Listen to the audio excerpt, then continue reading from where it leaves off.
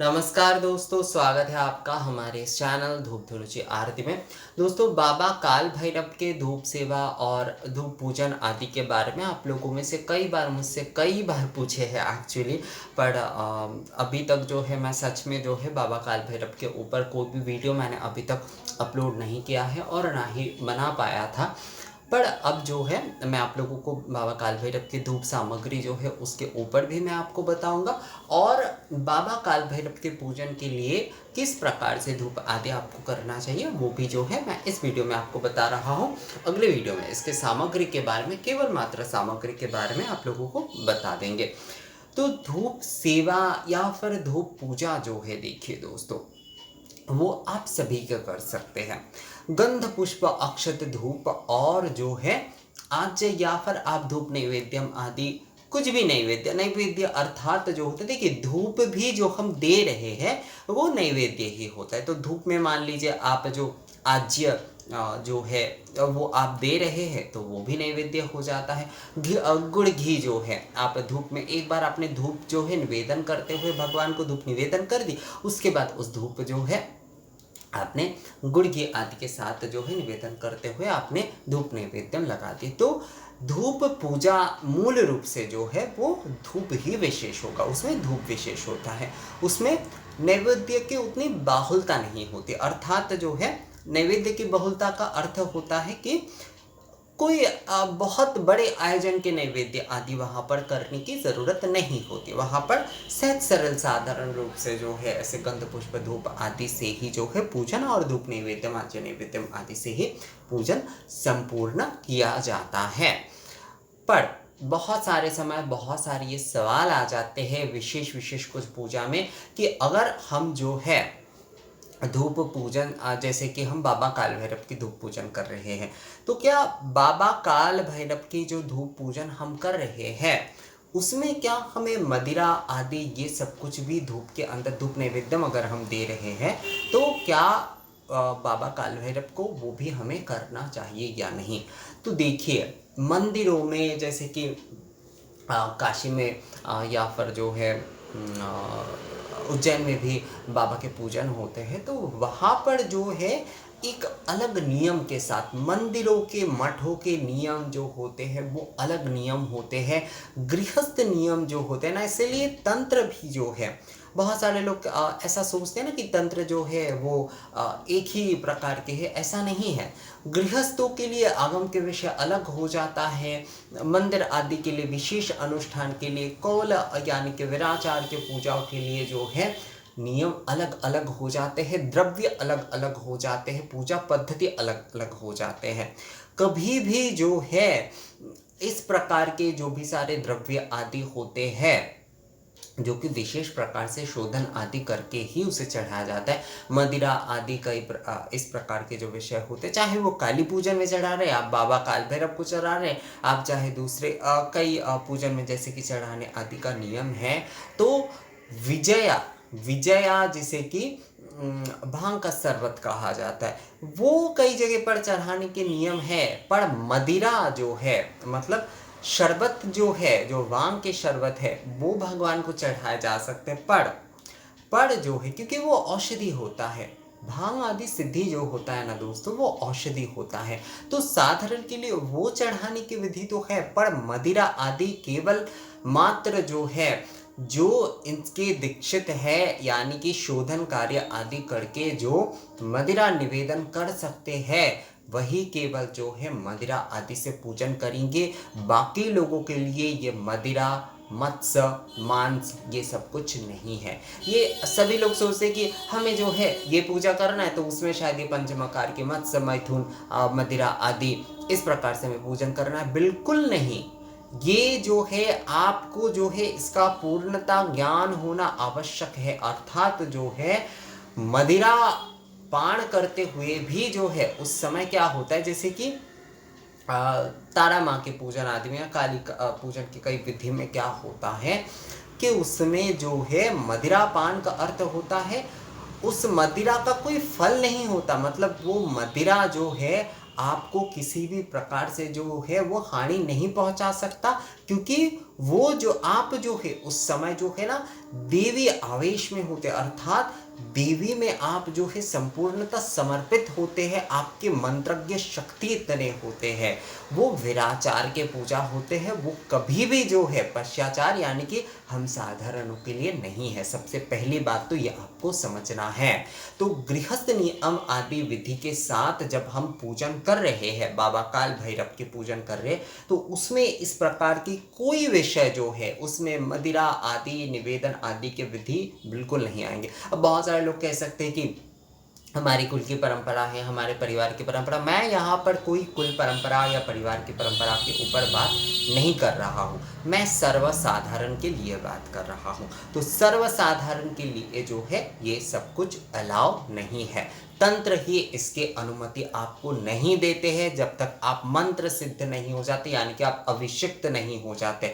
अभिषेक मंत्र धारण करने के बाद ये सब कुछ शोधन आदि के साथ किए जा सकते हैं। तो मंदिरों में ये जो सारे विधि होते हैं उसे देखकर कभी भी किसी चीज को केवल मात्र देखकर जो है उसके अधूरा ज्ञान लेकर कभी भी घर पे करने की कोशिश बिल्कुल मत कीजिएगा। वो जो होता है वो विधि कभी भी आपको सही फल नहीं देता है। हमेशा आप जो है देखिए, पूजा जो है वो सभी के लिए है, सभी के पूजन, ये जो अधू पूजन बोल लीजिए या फिर जो है आरती आदि, ये सब कुछ सभी के लिए है, निवेदन आदि विधि पूजन आदि सभी के लिए है। पर साधारण तौर पे ही हमें पूजन करना चाहिए जब तक जो है हम जो है उन विशेष विधियों के अधिकारी नहीं हो जाते, तब तक हमें उन सारी चीज़ों का कोई भी अप्लाई नहीं करना चाहिए। ये विषय जो है ध्यान बिल्कुल रखना चाहिए। सभी के लिए सब चीज़ नहीं होता है। तंत्र में जो है 3 स्तर इसलिए कहा गया है, पश्चाचार, विराचार, दिव्याचार।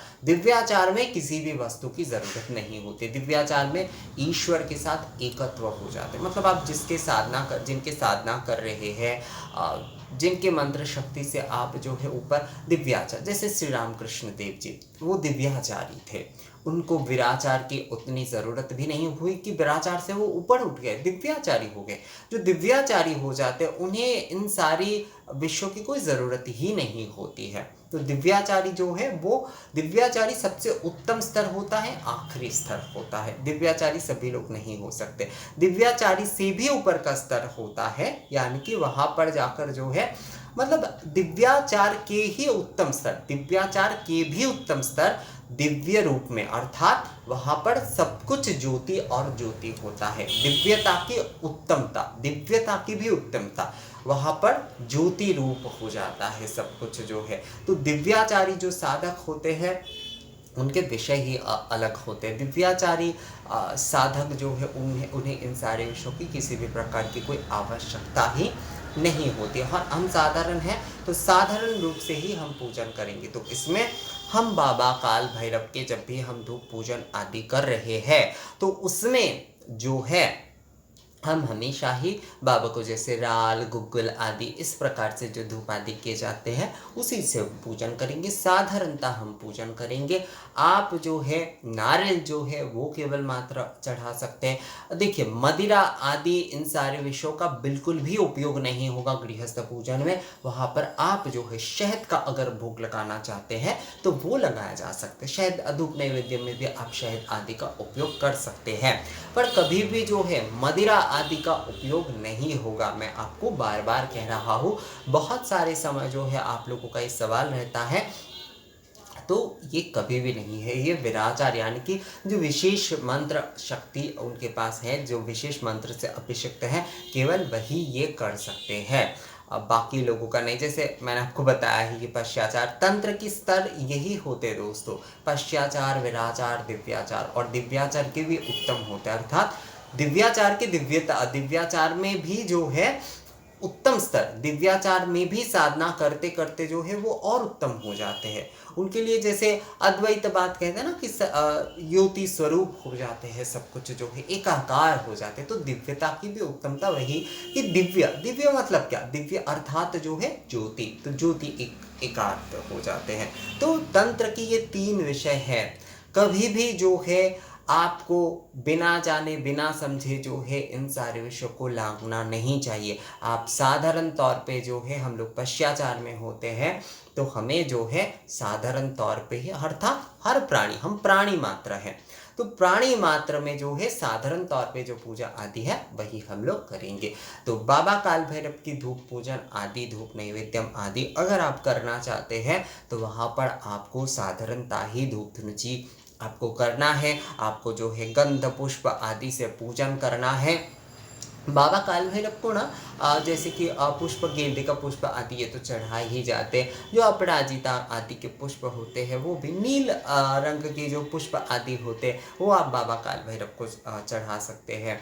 और नारियल जो है वो आप दे सकते हैं, गोटा नारियल जो है वो आप दे सकते हैं। उसके साथ साथ जो है जल भरा जो होता है वो आप दे सकते हैं। उसके साथ साथ शहद दे सकते हैं। और उसके साथ साथ गुड़ आदि, गुड़ का जल जो है वो भी आप दे सकते हैं, या फिर धूप नैवेद्य में भी गुड़ आदि दे सकते हैं। तो धूप पूजा के अगर आप आयोजन कर रहे हैं बाबा काल भैरव की, तो वहाँ पर साधारणता से ही किए जाएंगे। वहाँ पर किसी भी प्रकार से मदिरा आदि का किसी भी प्रकार का कोई उपयोग नहीं होगा। ये विषय जो है आप बिल्कुल ध्यान में रखिए। मैं फिर से आपको कह रहा हूँ, यहाँ पर मैं किसी के विशेष कुलाचार या परिवार के नियम के ऊपर बात नहीं कर रहा हूँ, पर साधारणता जो है आपको मदिरा आदि का बिल्कुल उपयोग नहीं करना है, बिल्कुल उपयोग। क्योंकि कई लोग मुझे ये पूछ रहे थे, क्या हम जो है अगर धूप पूजन करते हैं बाबा काल भैरव की, जो है एक जन शायद जो है वो बनारस से ही है, तो वो मुझे बोल रहे थे कि क्या अगर हम बाबा काल भैरव की पूजन करते हैं तो क्या जो है हम जो है धूप नैवेद्य में हम मदिरा के साथ जो है, क्या मदिरा का आहुति देते हुए हम ये धूप हवन कर सकते हैं? मदिरा के साथ में क्या हमें धूप नैवेद्यम करना होगा? बिल्कुल नहीं, बिल्कुल ऐसा नहीं है और ऐसा करना ही नहीं चाहिए। आप अगर साधारणता सरल रूप से पूजन कर रहे हैं गृहस्थ नियम आगमोक्त पद्धति से भी, तो आपको जो है हमेशा सहज और सरल विधि के साथ ही जो है, जो आपका अधिकार है उसी नियम से आपको पूजन करना चाहिए। तो धूप पूजन आदि बाबा काल भैरव के जो होंगे वो साधारण नियम के साथ ही किए जाएंगे दोस्तों। तो मुझे लगता है दोस्तों आप लोगों को समझ में आ गया है कि बाबा काल भैरव के पूजन में किसी भी प्रकार की कोई मदिरा आदि जो है वो साधारण के लिए जो है बिल्कुल नहीं है। वो विशेष रूप से मंदिर आदि मठ आदि में इन सारी चीज़ों को, मंदिर मठ आदि को देखकर कभी भी घर पे जो है, बहुत सारे आप लोग की यही प्रॉब्लम है, आप लोग बेलूर मठ के पूजा देख के घर पे जो है उस प्रकार से दुर्गा पूजा करने की कोशिश करते हैं। आप जो है किसी दक्षिणेश्वर मंदिर में आपने किसी विधि को देख लिया, काली घाट या फिर तारापीठ की किसी विषय को आपने सुन ली, आप वही करना चाहते हैं, ये बिल्कुल गलत है। किसी भी, ये एक प्रकार से ना मोहग्रस्त हो जाना, मोहग्रस्त होके कभी भी पूजा आदि विधि नहीं किए जाते हैं। हमेशा जो है ना सोच विचार और भक्ति भाव से ही पूजन किए जाते हैं। तो आपको सबसे पहले अपने अधिकार के विषय में अवश्य जानना चाहिए। भगवान ने हमें, हमारे शास्त्रों ने जो है हर प्रकार के अधिकार दिए हैं, हमें अपने अधिकार के हिसाब से ही चलना चाहिए और उसी अधिकार के पथ पे चल के ही जो है ना हम अपने पूजा आदि को पूर्ण कर सकते हैं। तो दोस्तों वीडियो आप लोगों को कैसा लगा मुझे कमेंट्स करके ज़रूर बताइएगा। अगर ये वीडियो अच्छा लगा है तो इसे लाइक और शेयर भी ज़रूर कर दीजिएगा। मिलते हैं आपसे अगली वीडियो में, तब तक के लिए नमस्कार।